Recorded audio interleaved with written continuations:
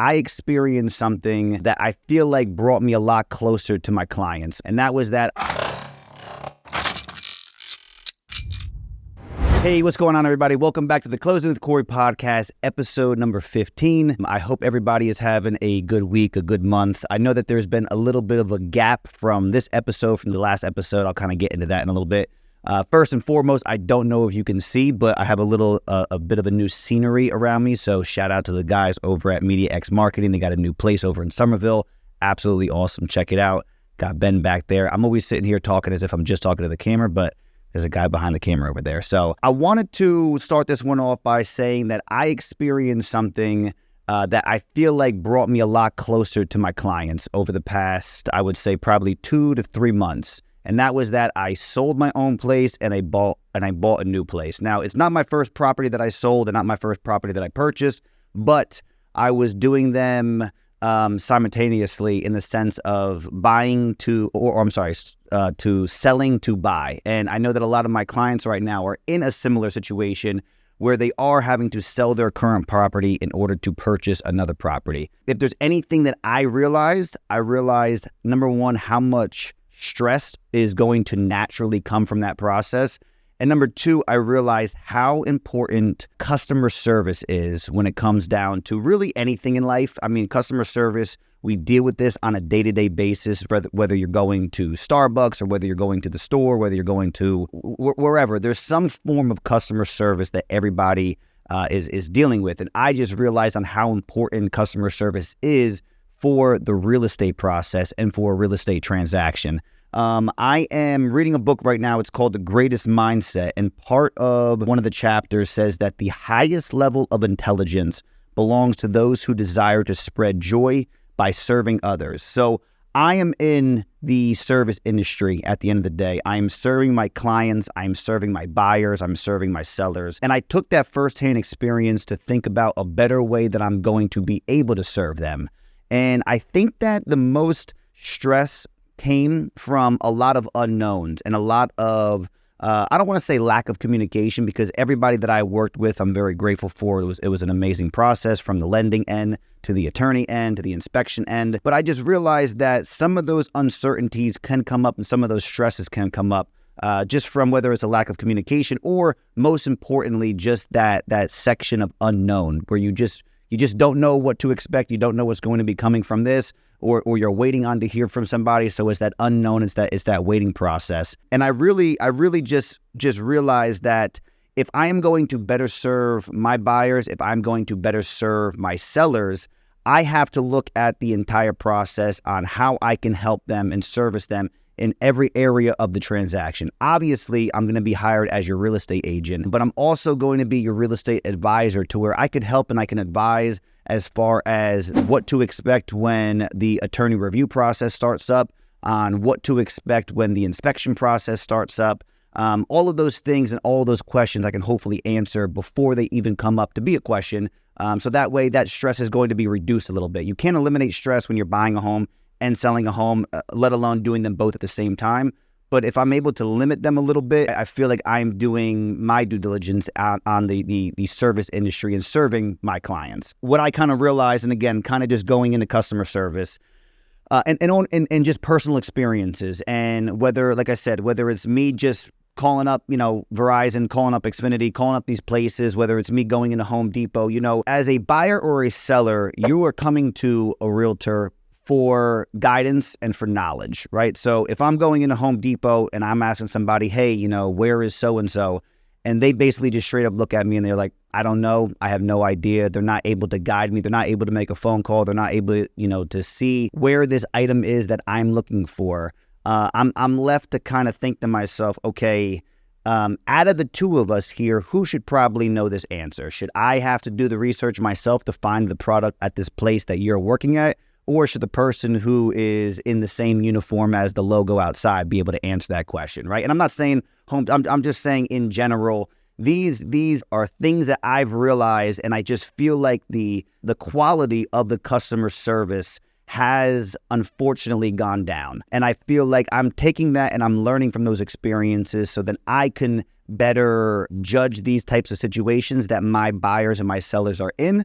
So then I can hopefully almost overcompensate, because, there's going to be a lot of times in a transaction where nothing's really going on. We're either out of attorney review and we have like a waiting period until inspections, or we just did inspections and we're going to have a waiting period because we just submitted the letter of requests. And I think maybe just checking in and saying, hey, just so you know, everything's going smooth right now. We're waiting to hear back from the attorney on the other side. All of those things are just reassurance, and all of those are part of that customer service experience, just to make sure from that first initial time that you reach out to me all the way to the closing day, and then beyond that, I'm going to be able to help serve you and service any questions and needs that come up when it comes down to real estate in general. All right, guys, let's take a quick break to talk about Simplicity Title. You may not know this, but when you're buying a home, there is a lot of work that goes into getting to your closing, including title insurance. Title insurance is a financial protection due to property defects for mortgage lenders and home buyers.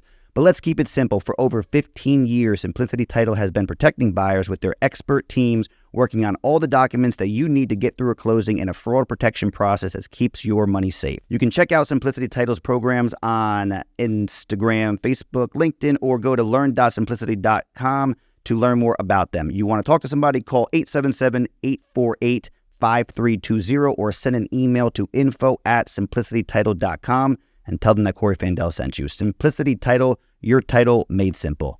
Let's get back to it. Another thing that I realized as well, too, is that all of this comes into being a trial and error.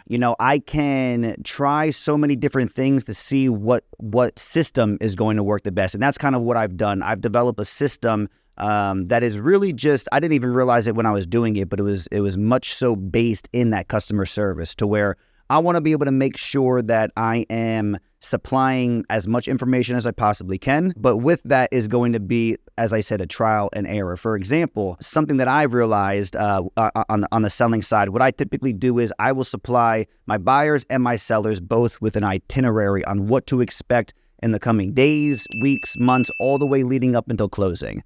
I made the mistake and I made the error of thinking that all of my clients thoroughly read all of my emails. And that's nothing to say that they're skipping through things, but there's a lot that's going on in a buyer's mind, as I just realized, and there's a lot that's going on in a seller's mind as well, too.